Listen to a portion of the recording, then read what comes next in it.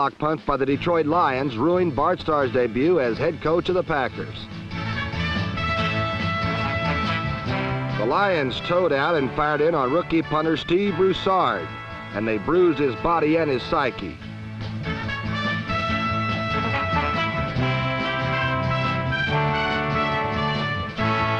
Capitalizing on Broussard's first game jitters, number 23 Levi Johnson flew in to snuff a punt and recover it for the first Detroit touchdown.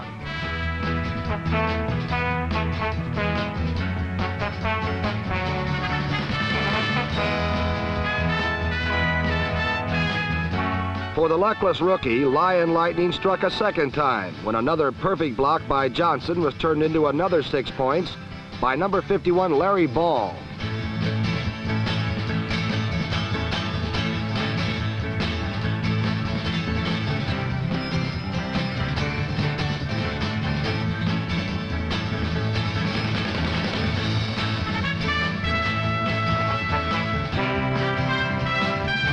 Ball's touchdown was the stepping stone in an eventual 30-16 victory for second-year coach Rick Forzano. The Atlanta Falcons tried to shake off the effects of a first-week loss to St. Louis, dealt to them in the final few seconds.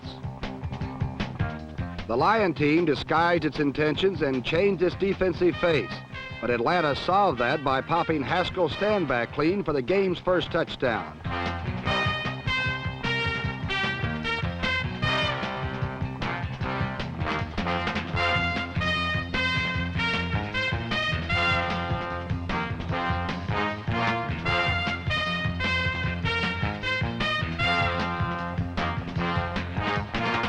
With Ron Jesse in Los Angeles and Larry Walton injured, the Detroit air game was suspect until rookie Dennis Franklin, number 89, glided into view.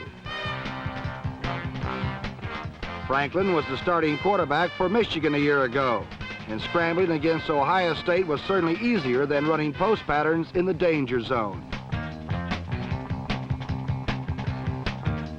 Detroit tied the game at 7 by taking advantage of a predetermined slant by Falcon tackle Mike Lewis, number 69, and a wall block by Lynn Bowden, number 62. Bowden's solo block sent Horace King on a free ride to 6 points.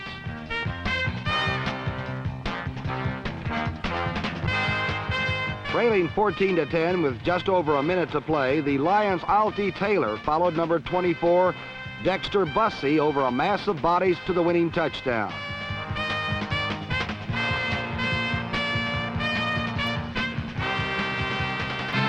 Out in Michigan, another stadium was beckoning thousands under its domed expanses to witness the Detroit Lions christen their new field with victory. Unpretentiously titled Pontiac Stadium, the Lions' new domain is billed as the world's largest indoor football arena. The stadium features a flexible dome, and it's quite apparent upon entering the building that powerful air blowers are employed to keep the ceiling inflated.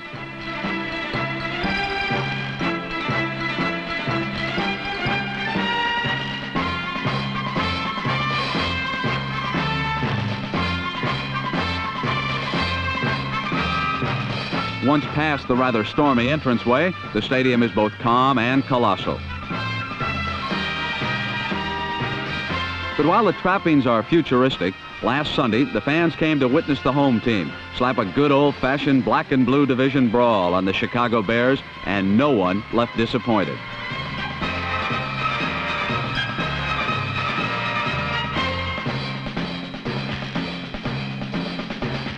With the Chicago offense intimidated into ineffectuality, Lion quarterback Bill Munson got Detroit on the board with a flip to number 88, Charlie Sanders.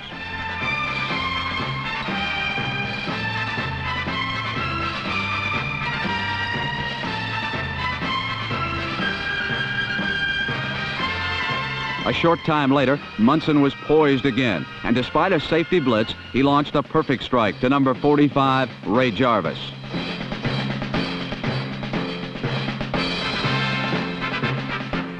Munson's third scoring effort was a steeply arched lob into the Bears' end zone, where John Staggers made a sensational catch.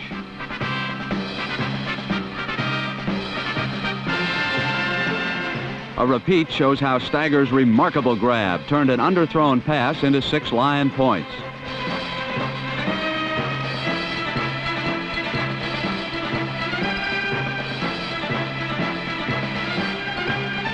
The Detroit point production was not entirely born of wing, however, as late in the fourth quarter, running back Horace King packed it in from 15 yards out.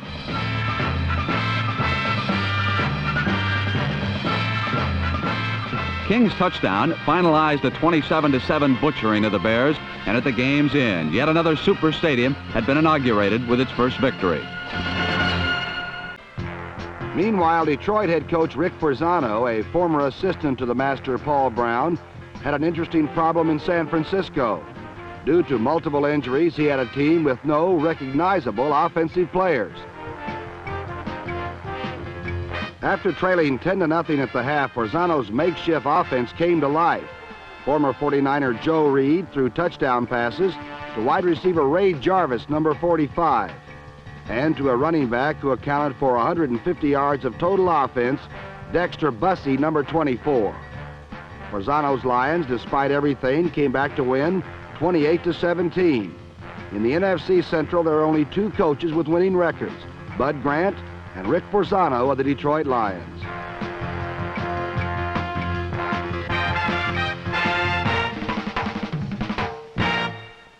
So far this season, no less than 22 Detroit players have been crippled by injuries, but the Lions have maintained a winning record and rank a surprising third in the NFC in overall defense.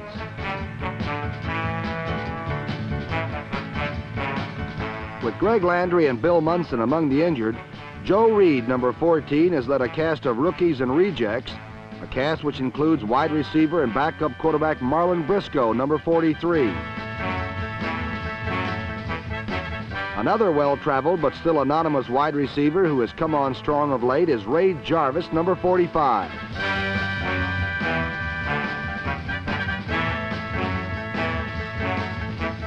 Another chance is all that players like Briscoe, Jarvis, and Joe Reed have asked of Detroit coach Rick Forzano. And from this disparate and somewhat desperate group, Forzano has molded a winner. Not yet a serious challenger for the Super Bowl, but a spirited club with a surprising solid 5-3 mark.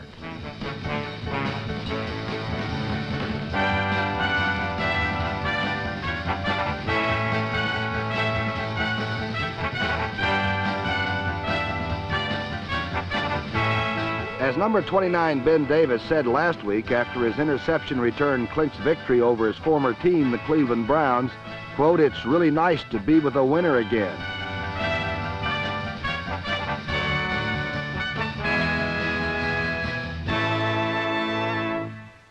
In even worse shape than the Bears are Bart Starr's Green Bay Packers, who have won only one game this year. But even Coach Starr can manage a grin when he talks about his rookie running back, Willard Harrell. Harrell, number 40, accounted for Green Bay's only touchdown with this pass to Steve Odom.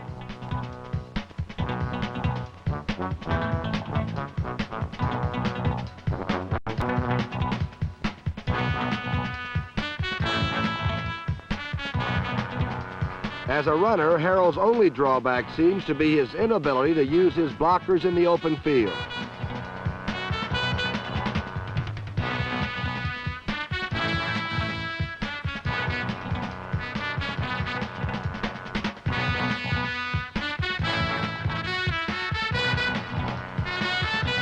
Against the Detroit Lions' rugged defense, Harrell gained only 39 yards, but he seems to learn something each week, and his future seems extremely bright. The past is all that's left for the Packers' other running back, John Brockington, number 42. Stiffened and slowed by injuries, Brockington is no longer the fearsome blaster of years gone by, and is part of the reason why Green Bay's running game is the worst in the NFC.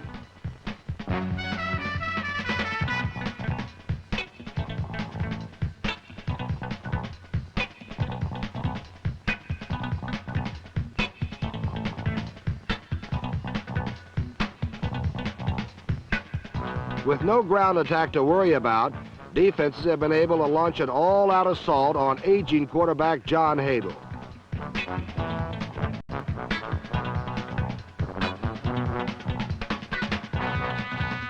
Last Sunday against Detroit, Hadl was sacked 3 times and intercepted twice, both times by Dick Geron, number 26.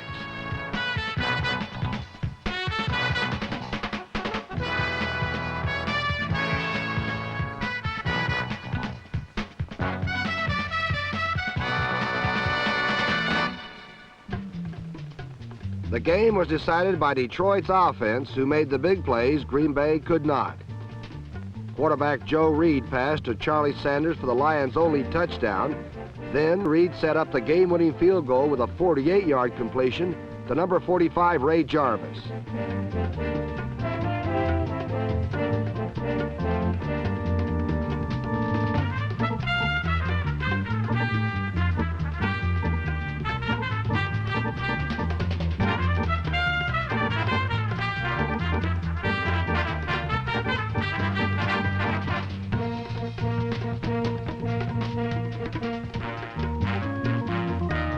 Arrowman's last-second field goal gave Detroit their 6th win, and the Lions remain a dark horse in the race for the NFC wildcard berth.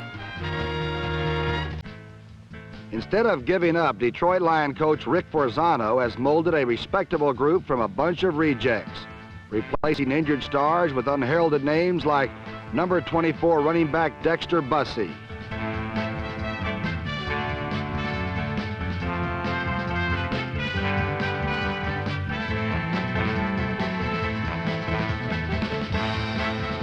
Injuries to quarterbacks Bill Munson and Greg Landry have given 4-year pro Joe Reed, number 14, a second opportunity after flunking a chance with the 49ers. And in last Sunday's game with another surprise team this season, the Kansas City Chiefs, Reed's scrambling kept the Lions in the thick of things.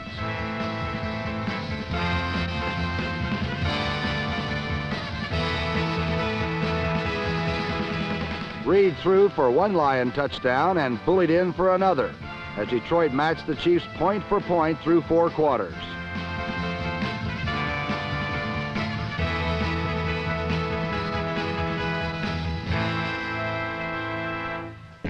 Kansas City tallied first on a Lenny Dawson to Larry Brunson touchdown connection.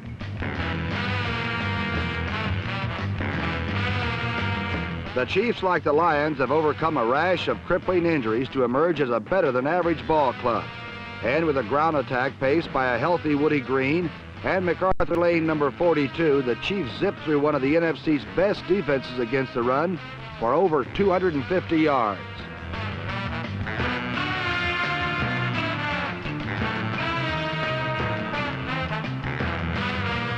The appearance of a Kansas City ground game was a welcome sight for Chief fans, and it was this ground explosion that allowed the Chiefs to move in for the kill when the game, tied at 21-all, slipped into overtime.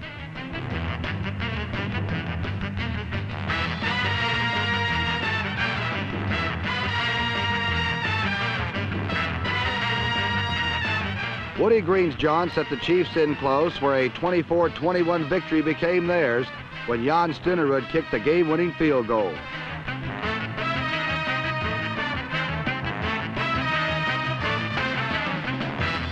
The new enthusiasm which exudes from head coach Paul Wiggin has suddenly helped make watching Kansas City Chief football better than anyone expected.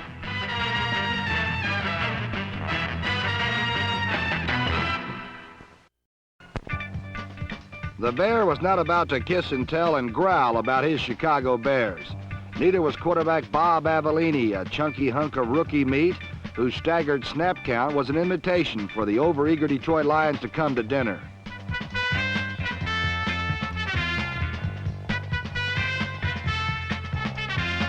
Avellini proved to be a beggar's banquet to the Lions, who evidently were trying to re-merchandise the old black and blue myths about the NFC's Central Division. When Avellini's senses and headgear were restored, the rookie from Maryland attempted to pry apart the stunning, gambling Detroit defense with long-range passing.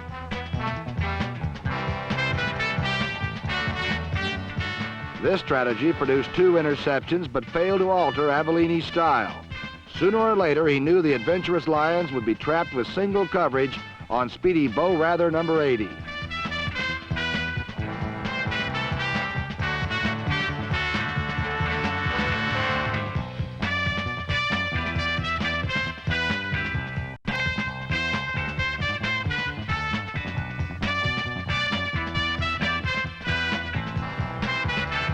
All year long, the Bears have tried to unleash the splendid talents of number 1 draft choice Walter Payton, whose Achilles heel is the crucial fumble.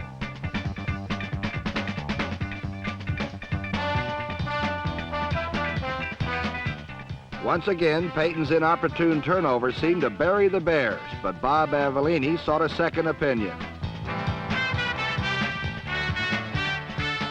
The result was a reprieve for Peyton and 6 points for Chicago. Avellini's knack of swallowing the Lions' secondary in large gulps can be attributed to perfect protection and Bo Rather's elusive patterns. Down deep, straight-ahead power football produced Peyton's second touchdown and a 19-7 lead for the Bears.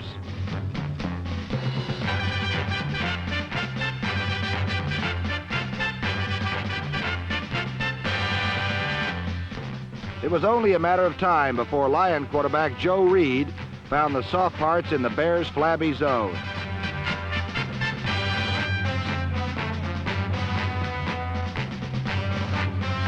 Marlon Briscoe, a gypsy receiver, caught 2 touchdowns. The second covered 59 yards and returned the lead to Detroit 21-19.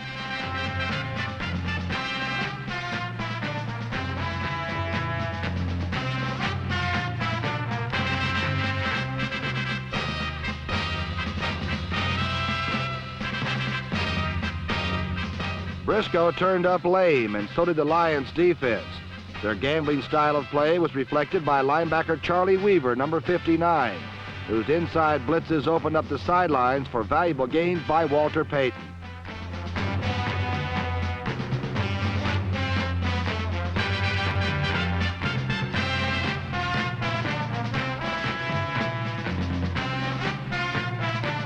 This rush and roulette style of play cost Detroit the game when Chicago caught them in a full blitz, and rookie Roland Harper, number 35, scored the winning touchdown.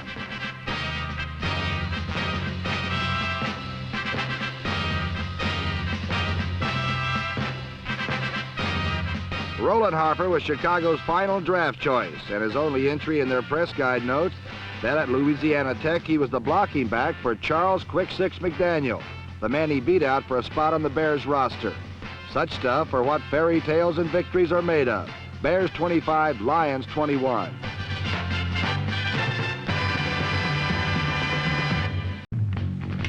The trials of youth, however, had little bearing on the Vikings-Lions contest in Detroit. There, the league's most elderly club encountered a go-for-broke Lion team that for a week at least rudely postponed Fran Tarkenton's destiny to break the NFL's all-time touchdown passing record.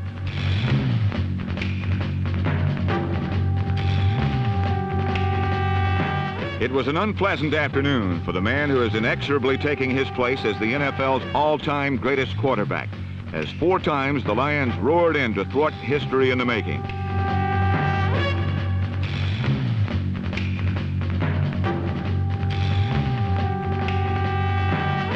The Lion defense showed its grit early as it beat back the Vikings at their own goal line's door. And soon after what was to be touchdown number 290 for Fran became instead the first of 2 interceptions he would throw for the day. Number 23, Levi Johnson, was the interceptor, and in that instant the idea of an upset became emblazoned in Detroit's mind.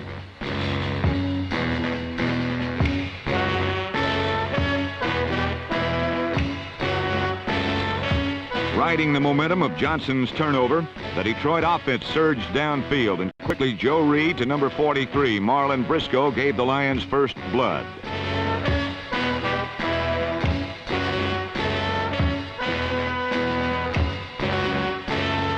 Detroit then boldly played out their hand with a surprising and successful onside kick. And just 37 seconds later, number 33, Bobby Thompson, shot through a hole in the Viking line, and suddenly it was Lions 14, division champions nothing.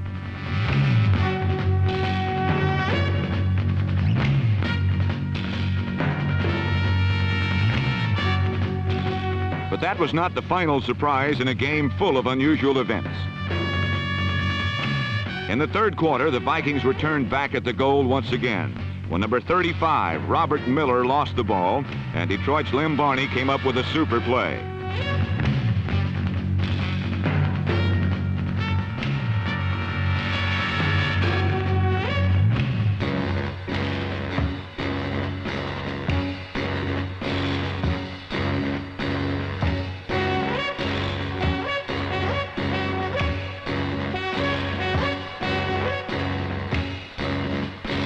74 yards later, Barney had his team in go position, deep in Viking territory.